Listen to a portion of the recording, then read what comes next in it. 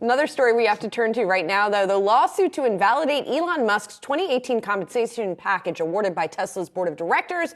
It's moved a step closer to conclusion. We have Yahoo Finance's Pras Subramanian here with the details. So, Pras, what's going on? What's the latest in this case? So there was a kind of a, not necessarily hearing, but there was the two sides, the attorneys sort of kind of having a little bit of a last argument there with the judge who's presiding. It's not a jury trial. Basically, they argued for about 3 hours. The judge asked for more written material, so meaning that there could be another few months before we have a decision. But basically, the crux of the case is that the plaintiffs argued that the board didn't give shareholders enough information about the pay package, which eventually became around $70 billion worth of stock, right? So not insignificant there.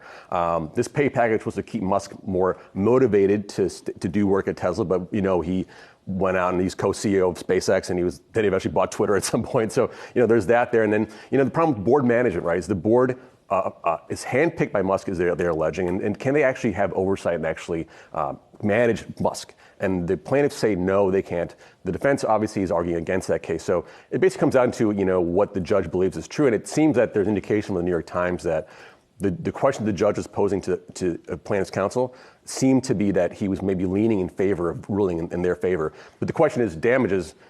It's gonna be a hard argument because Tesla stock went up during the whole time, so you can't allege that the shareholders suffered any damage. The stock went up like 100%. So it's sort of like even if they win, they may not win that much. Sure. Okay. So even if they did win, would Musk have to forfeit already earned or already received pay in this? What would be kind of the proceedings to actually make those investors whole to whatever extent they deem that to be necessary?